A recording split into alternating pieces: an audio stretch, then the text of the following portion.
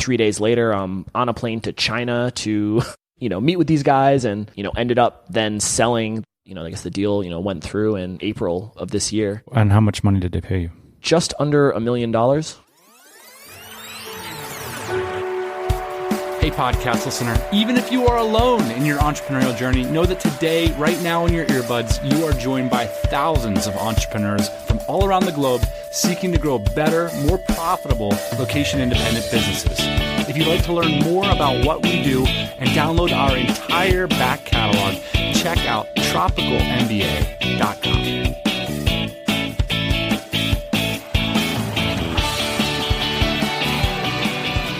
The theme of this week's show is be careful who you mix with.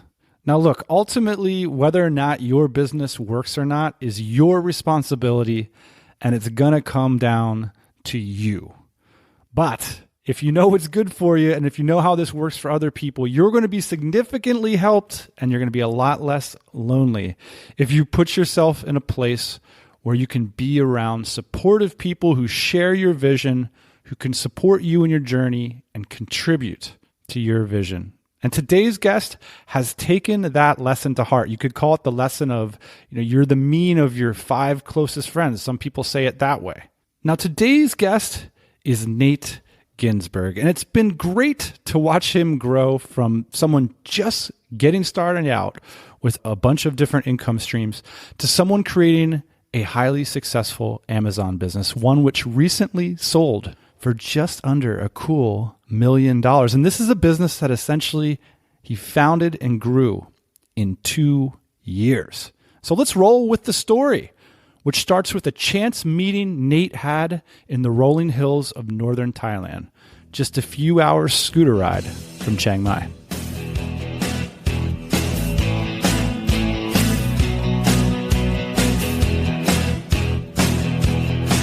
Pai is an amazing little chill hippie town with rice fields and little cute street markets with lots of different food and elephant pants. And we were in Chiang Mai and then motorbiked up to Pai to hang out for a couple of days and was staying at this super cool, I think they call them treehouse style hostel out in the rice fields.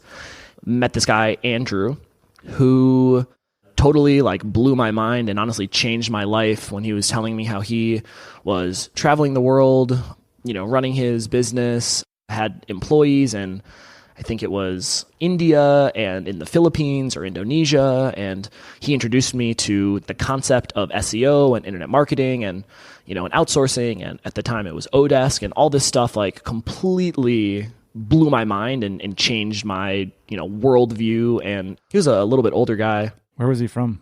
He's American, I think from Pennsylvania, maybe Philly. We've actually met up a few times in Vietnam. He kind of put this seed in my head of a lead gen business to, local high-end service and use SEO to rank and generate leads and sell the leads. And let me back up to the youth hostel for a second. This Andrew guy has talked to hundreds of people in his life. And I guarantee you, Nate, most of them thought he was full of shit. So why are you going to sit there and say this guy from Philadelphia who's staying in a youth hostel, who's a little bit older, there's all this reason to question this guy. Why were you totally in? It's a combination of a lot of things. One of them being that it, hit me at the right time. I didn't know what I wanted to do.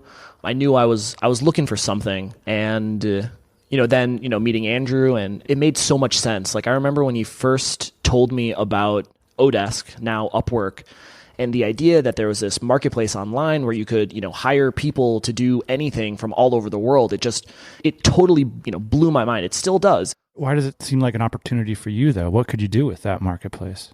Anything. What can't you do? You have access to people all over the world with all kinds of skill sets. I was always interested in entrepreneurship.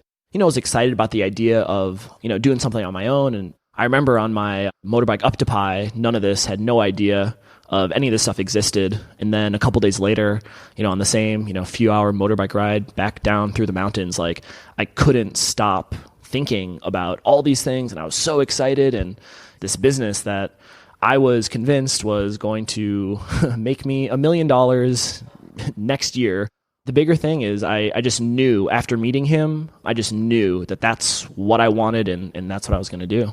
So Nate, when we first met, we probably met in 2013 in New York City. I think it was right before I was about to leave on my first work travel experience. I think I was going to South America for a few months and coincidentally was in New York when there was this meetup. And how were you making a living back then? I had a couple niche websites that were doing okay. I had a business partner on those. And yeah, I was doing some PPC consulting. But yeah, I think the niche websites were kind of the focus. Would it be fair to say you were a niche website specialist, or were you just cobbling together sort of a digital nomad income? Cobbling together for sure. I was making a little money from that. Project managing every once in a while, some digital marketing websites or, middlemaning SEO services. Looking back, it wasn't that hard to get this kind of smorgasbord of different income streams to not that I was, making that much money, but it was enough to support myself and kind of start traveling. And what was the number in your head that you needed to make every month in order to live that lifestyle? I think the number in my head for a while was kind of like 3K. Thinking if I had 3K a month, would be able to travel modestly. And what did you learn on that first work vacation in South America? Where did you go? We went to Chile and Argentina, traveling with my buddy Eric, who was working remotely for this company called Zirtual. It was good, definitely enjoyed doing it. But yeah, it was also kind of lonely. It was just trying to figure out this sort of a lifestyle and how does it work and when we're traveling. And I was super nervous I had clients at the time and, that I could communicate with them and what they would think that I was in South America. And so certainly learned a lot. Was there a moment that you were like, okay, I'm good now. I'm not just cobbling together things. I've stumbled onto something that's going to work for me. Well, I guess it wasn't until starting to get into the Amazon stuff that I really saw bigger potential. And you stumbled on Amazon in 2014, is that right? Yeah, so a little bit before that, I was becoming more familiar with e-commerce, and I was kind of learning about e-commerce first through dropshipping and tried unsuccessfully a few dropshipping stores, but... Why'd you fail? I didn't do them right. I just kind of threw up these stores and, I tried to do it the fast and easy way, and, that wasn't a way to be successful, with that. I did make actually one sale. Congrats. Yeah, thanks. To add to your buffet of income sources. Yeah, I think it was like a $600 lamp. I think I made $200 on it or something.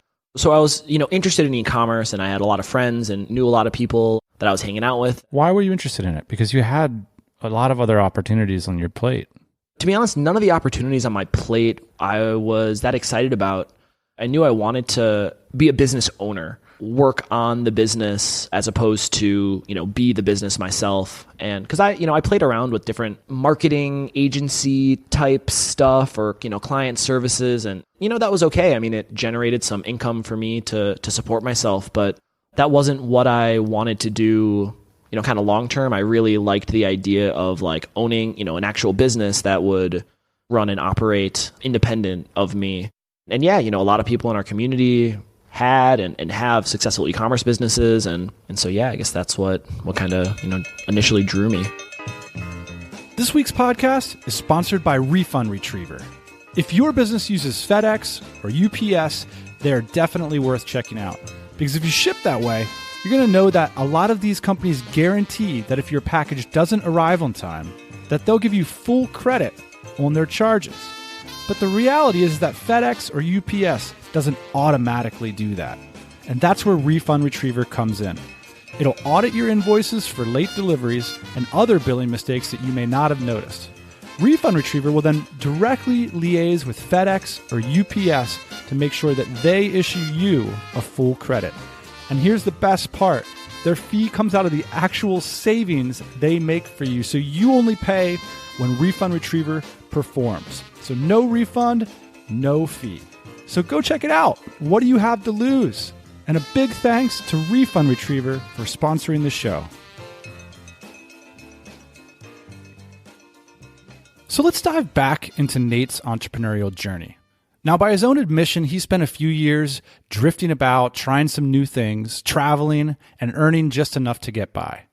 But the good news is, and the hidden upside in this lifestyle, is that all that time he actually was investing in his future because he was putting himself around people who were sharing their experiences with him that would eventually lead to a very successful business. So we're going to rejoin the story where it all started to come to a head. And this was in 2014 at DCBKK on Friday, the Mastermind Day, where entrepreneurs sit around in a circle and solicit advice from others in the group. And you got to have this context where the year before, Nate had been traveling, meeting a bunch of e-commerce entrepreneurs, and he had been hearing about the successes they were achieving, especially on the Amazon platform. I think that was my second DCBKK. After the first DCBKK, I spent most of the next year around Asia, hanging out with, all kinds of amazing people over here and really learning and absorbing so much.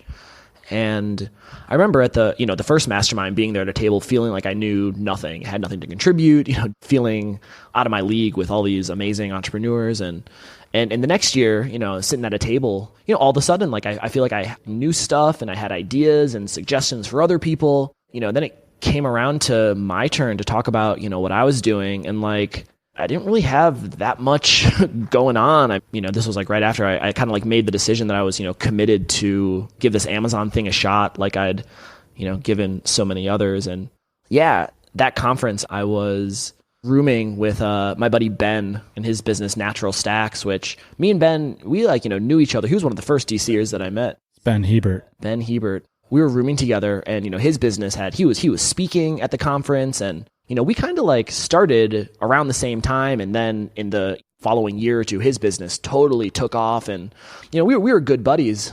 But yeah, I certainly had not progressed that much, and I remember in the Conrad hotel room, it's all right, I'm doing Amazon. I was doing product research, sitting in the hotel room, trying to find something that I could start to move forward with. And actually, the more I think about it, the timing was amazing for me because I remember, talking to Matt and Jamin with all of their... From highcapin.com. They're China sourcing experts. Yeah, and they are China sourcing experts. And I remember, talking to Jamin and him literally, walking me through step by step, how you reach out to someone on Alibaba and what questions you ask. And so it was really good timing because I kind of, was all of a sudden in a room with all these smart and experienced and successful people that I was able to talk to and get direct and immediate feedback and, help, which from that, then got back to Saigon and continued the, product research until I found something that I, could move forward with. And again, still emailing. So what was this first product? What was it like? I don't know. Can you say what the product was? Or yeah, I guess I'm not selling it anymore. It was a glass wine decanter. And so you're sitting there back in Ho Chi Minh City, pressure is on, and you're saying, it's me and this glass wine decanter. I remember I, found this product and then, got samples, and then I placed my first order. I remember it was on Christmas Day of, I guess, that year that I sent the down payment, and it just takes so long. So I was looking for a product and I found it, and then you're just waiting back and forth, getting samples and communicating with suppliers. And then you place the order and then you're waiting and it's getting manufactured, and then there's delays, and then it ships and it gets on a boat and you're waiting more. So there's none of this happened quickly. Let's talk about what it is that an FBA person does. So what's the theory behind this? There's not enough glass decanters on the Amazon platform, or they're not good ones? Or how did it come that you felt that was an opportunity? What an opportunity on Amazon looks like is, you find, a product or a group of products that look like they're doing pretty good, sales volume, which, there's different tools you can use to check all this stuff. Jungle Scout being a great one. And yeah, so you can see how products are selling. And, the idea is you find something that it looks like there's, a handful of good selling products that either aren't that well marketed, meaning maybe the listings don't look very good, they don't have great images, or the descriptions aren't very well written, they don't have very good reviews, or they don't have very many reviews. And so then the idea is, if I can find something as good or better to then introduce and then, market as good or better than this competition, then I can grab some portion of those sales. How much money did it cost you to get started? I think the first order When it was all said and done, I think it cost me around like $5K out of pocket, maybe a little bit less. Is that about average, do you think? Now knowing what I know now and from, the experience of launching a whole bunch of different products, like you can definitely do it for much cheaper. You also can do it for much more expensive. How many products have you launched on Amazon? Man, maybe like over 60, maybe 70. You start with a wine decanter. You scale it into 60 products. What's the strategy there? How do you decide how to scale? The wine decanter, the first product, really, was not a home run, single at best. But it gave me enough kind of confidence and thinking, okay, like I get how this works. I get how this, could be selling more. I could sell more. And, the basics is you want to sell more stuff on Amazon, launch more products. Later that year, I was in Bali and kind of came across some cool stuff that I saw people were selling there and just kind of gave me an idea to look into these types of products. And you're not willing to say what they are? Those I'm still selling. Okay. And yeah, so kind of stumbled into this category. And by the way, I just want to say something because there's going to be people who criticize you for that. And not that you care, but I just think that that's bullshit because I've heard e-commerce people basically say Amazon's BS because you can't share what your business does. And my challenge to any person who levies this critique is to publicly announce the names of your suppliers. Because the reality is that the secret sauce is always going to stay secret. And it just so happens that in the case of an Amazon business, product selection is the secret sauce. Whereas with a branded physical products company, the secret sauce is who makes the product. Rant over. Sorry, I interrupted the scaling. My next product idea. And I remember, finally everything takes longer than you think or want. But finally, place the order, ordered, 600 of these things. This one was different. They were small. They were pretty cheap and lightweight. So, shipping by air was much, faster. So you're shipping this stuff from a factory in China to Amazon's warehouses? Had a intermediary, like a guy that I found in, New Jersey who would, receive and, make sure they were, packaged correctly, or he would add the Amazon FBA, labels or whatnot. But yeah, I got the second product that, I thought would maybe sell 10 a day or, 15 a day. And yeah, this thing, got in, started selling, and all of a sudden it's 10, 20, 30, 40 a day. And then like, boom, I'm out of stock. So like, this is when it started to get exciting. What month was this? This was the summer of 2015. 2015. So this is like 6 months after you were at that mastermind table thinking, man, I don't have anything going on. Yeah. And I remember, that summer, kind of back to what you were asking about when I felt like I had something, it was like, that was the summer. And actually remember, I was living in Budapest, just kind of by chance. Some of the other income streams that I had, some of the consulting, some of these other projects were finishing or, kind of drying up. But I remember like going to Budapest and, thinking like, all right, well, like this has got to work. I remember that time I'm, juggling balances on my credit cards to place bigger orders with my suppliers, and it's getting in stock, selling, 50 a day, 60 a day, 70 a day. That's when it really, kind of clicked and, I started to get really excited. And then we're launching different variations of similar products, and I'm still, maxing out my credit cards to, to support this because I didn't have any money. And then I launched the, the second product and, third product. And I think by DCBKK that year. So this is 2015. 2015, yeah. I mean, I remember, man, that summer, so exciting. Like my sales doubled like July, August, September, October, just like, month after month. What kind of numbers are we talking about? Well, probably starting in June was like maybe, a couple grand. And July, I think it was like, $7,000. August, something like, 15 and then, 30. And now, because of the momentum that Nate was achieving with his Amazon business, it meant he was able to hire people. And he's even spoken at some of our events about how he runs his distributed team, which is an essential step to turning a business from being all about you and your laptop and gaming the internet into something that is potentially an investment opportunity for somebody else. And that person in this case turned out to be someone who is an inspiration to many in our community. Travis Jameson, we had known each other for a few years from just kind of hanging out around Asia and Saigon. And Travis Jameson, founder of Supremacy SEO and AMZ Tracker. And then we started talking. He recently had sold another one of his businesses and was looking to get involved more in investing, and, eventually came to agreement where I sold him half the business to then, become partners. And, it was then that kind of cemented we're going to scale this and grow it big, because it was kind of like, all right, I could keep this myself and, maybe adding product here or there or growing this. I had been growing it myself, but, then taking on a partner, the thought and, kind of expectation was like, all right, we're not just going to do this medium, we're going to do this all the way. So why did you take the money from him? What was his value to you? Well, Travis, was and is one of the most successful guys that I know. And, at the time, the thinking was, well, if I partner with one of the most successful guys that I know, that will lead to more and better opportunities for me. With these FBA businesses, the cash flow is pretty bad. Because you need to keep putting more money back into it, right? Yeah. The margins aren't really high. What do they look like on average, industry average? Do you have a sense for that? Yeah. I think at the time, our margins were around 30% or, maybe a little bit less.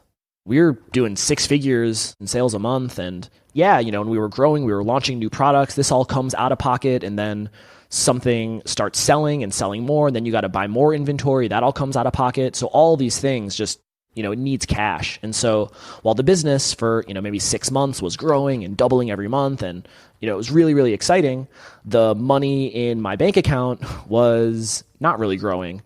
And so one of the other reasons, the opportunity to, take on investment and partner with Travis, was to give myself some financial breathing room. We call that like taking a little bit off the table.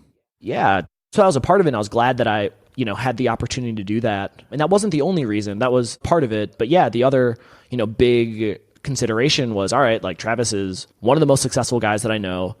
And me being involved with him more in business, the thought, which has certainly proved to be true, was that it would lead to new and more opportunities for me in my life. It's interesting about networking too, that you guys knew each other for a while before, but it was that asset that you had that changed the nature of the relationship. Yeah. We'd known each other for a couple of years and we're friends, and, kind of been like, building this relationship capital. And then all of a sudden there was this opportunity that, we both were, I guess, interested in, and, for us to really work together. And it's worked out really well for us both. And the more in my life and business and career that has kind of progressed, it's like more and more opportunities like this seem to be coming up. Just people that I knew or met, years ago that kind of became friends with. Then, fast forward, years later, maybe, and then it's like, oh, wow, like now I'm holding an event and come speak at my event. And like, back to your story. Why did you guys sell? When was the moment when you're like, let's sell this thing? Travis came in almost 2 years ago now. So you and Travis like talked about the opportunity at DCBKK 2015. We started talking about this opportunity early the next year in Saigon. So like January 2016, you're chatting, and Travis invests in the company early in 2016. March, yeah. So you got life-changing money in March 2016. Yes. And you're running the business. Now you got this successful guy as a business partner. That October 2016, you speak to DCBKK attendees about how you've been building your distributed team to carry out all these processes. When do you decide that you might want to sell this business? In the fall, Travis loaned the business money to, really do it big or pursue it big. And so then it was like... What kind of money are we talking about? A couple $100,000, which is a lot of money. And, with these businesses, like capital is often the biggest bottleneck for growth. And I was talking to friends at the time, and I was so excited. And one of my friends in my ear being like, every day that you have available money that you're not profitably reinvesting, you're failing as an entrepreneur. and so I had this in my head, like, all right, I've got this money. I gotta do something with it. Otherwise, what am I? And then I attended Blacksmith Camp the summer before, and that really... This is Simon Black's networking sort of retreat. Yeah, for entrepreneurship summer retreat. And yeah, I learned a ton. And at the event that summer, it really changed the way that I viewed myself as the kind of business owner and like what it meant to run a business and run my team and be a leader of my team. And yeah, so then it was that time that we really started ramping up. I guess from the end of that summer to the end of the year, probably onboarded like 6 people, and 4 or 5 of them are still working with me today. At that time, I made the decision to focus our growth on the EU market. The thinking being it was, less competitive. We could, move fast and take advantage of the lower competition versus the US, where that was where all our sales were coming before. That's where I started selling. Then, another couple of months this was in March of this year, that I just finished a family vacation and was just like catching up with Travis on a call, and he just kind of casually mentioned would you maybe be interested in selling the business? I was like, yeah. He's like, well, turns out the company that bought some of his other businesses was looking to acquire some more businesses. And yeah, long story short, 3 days later, I'm on a plane to China to, meet with these guys, and I ended up then selling the USA side of the business. I guess the deal, went through in April of this year. And how much money did they pay you? Just under $1 million. And how did you come to that number? Well, yeah, it was an interesting experience because it wasn't, there were no brokers involved. This was literally, me and Jerry. Jerry is this guy who bought the business. He's the CEO of the company that bought the business. What was it like meeting him? It was overall good. I'd heard a lot about him, from Travis and other people that had, worked with him or interacted with him. And were you guys in like a fancy hotel?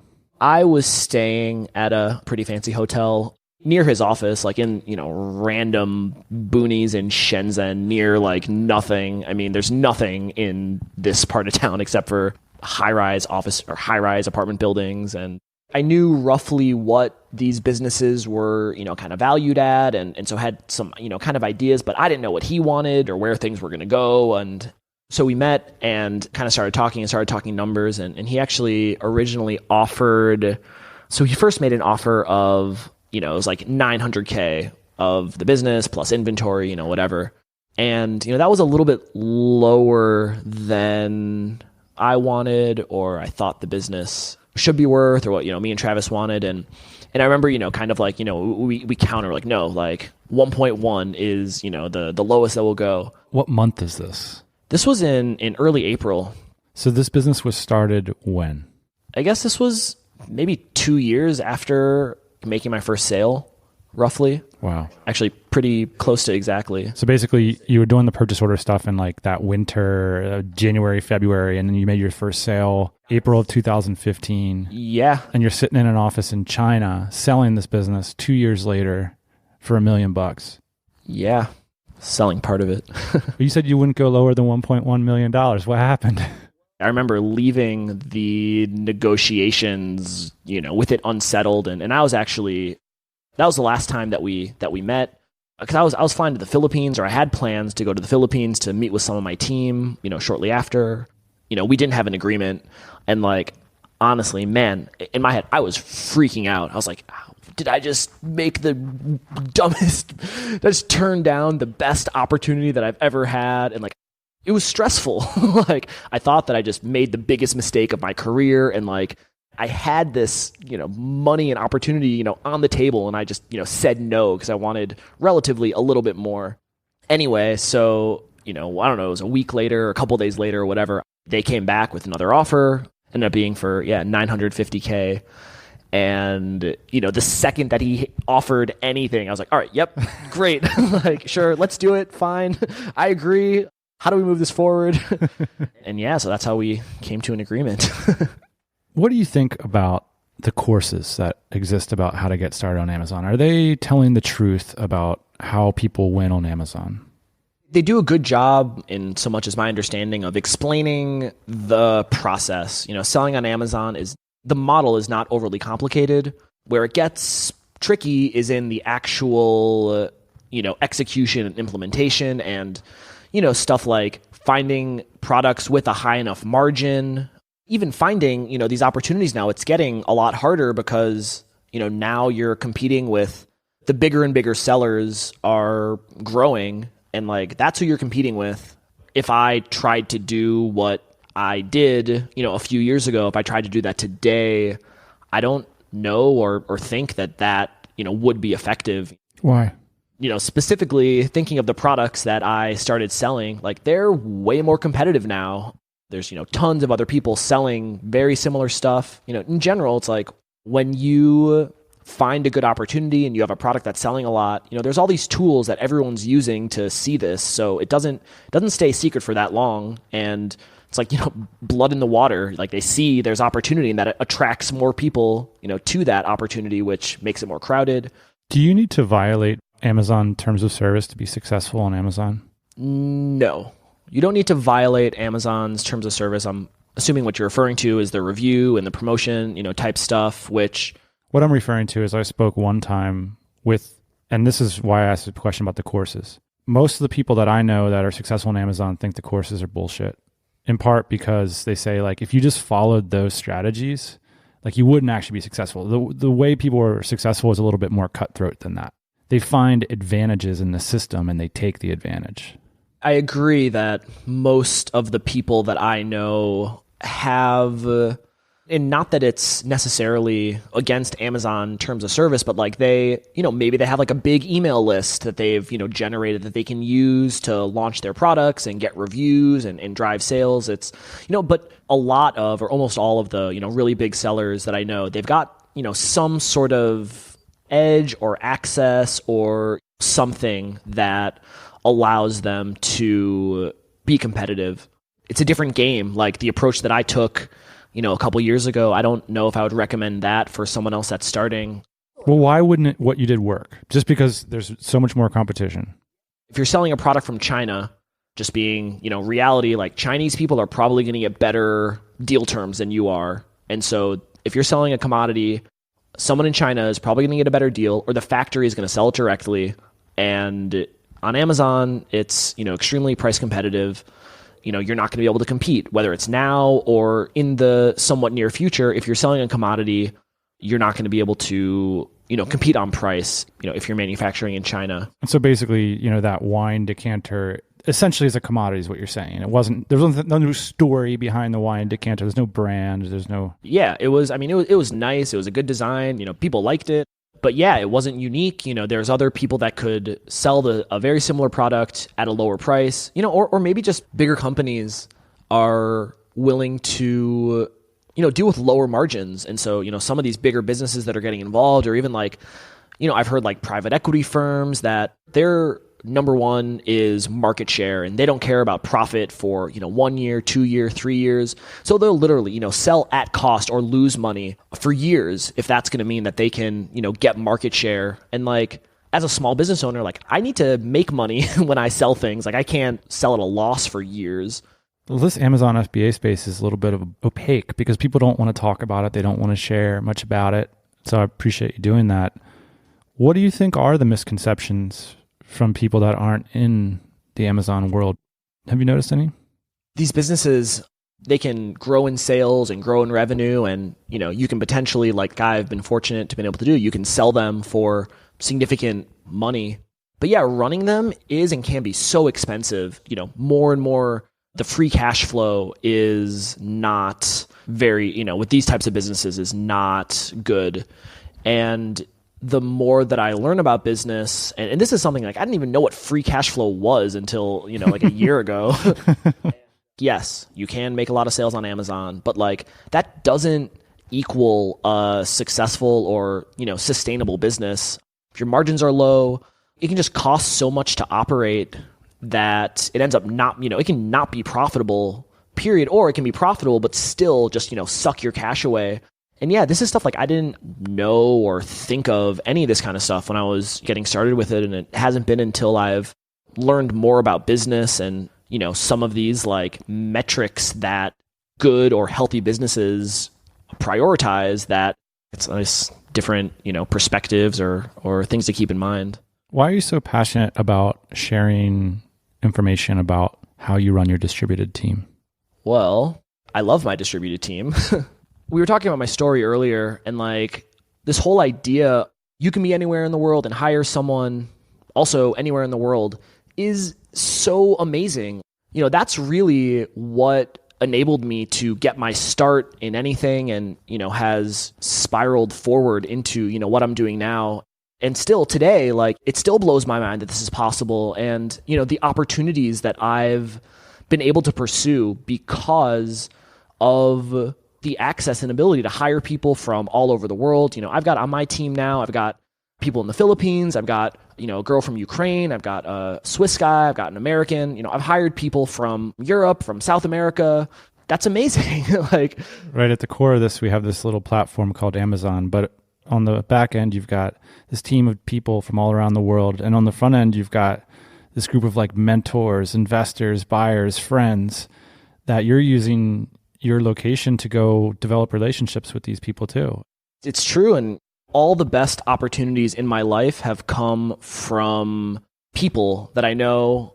Everything that I've learned is due to being surrounded by people that have done it, were doing it, know this stuff better than I do.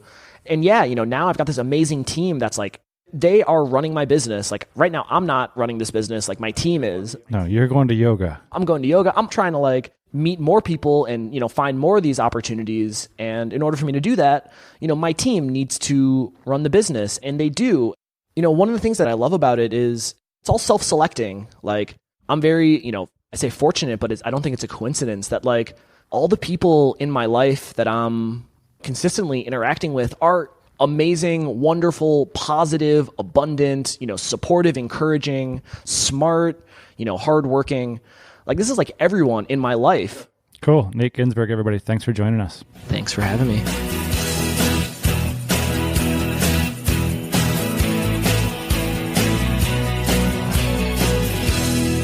I love bringing stories like this to you. Let me know what you think. You can check out everything that Nate mentioned in today's episode. We'll post the show notes and the transcript and the links at tropicalmba.com/Nate Ginsburg. I'm tempted to talk about a theme. It's just another story here of getting yourself in the game around the right people and to give yourself space and time to explore opportunities, because this stuff does take a long time. And it's hard to predict how things are going to play out. If we would have talked to Nate a few years ago, he was on a very different path, but ultimately it was the entrepreneurial path. And it's hard to imagine that he would have been exposed to such an opportunity had he stayed in a more traditional employment setup. So congrats, Nate, to all your success. We'll be following you in the future. And thanks for joining us on the Tropical MBA podcast. We will be back next Thursday morning, 8 a.m. Eastern Standard Time. Hey, thanks for listening to the Tropical MBA podcast. You can go to tropicalmba.com, get access to hundreds of back episodes and all kinds of other goodies. Load up your iPod. That is the cheapest way to fly business class on your next international flight. We will see you next Thursday morning, 8 a.m. Eastern Standard Time.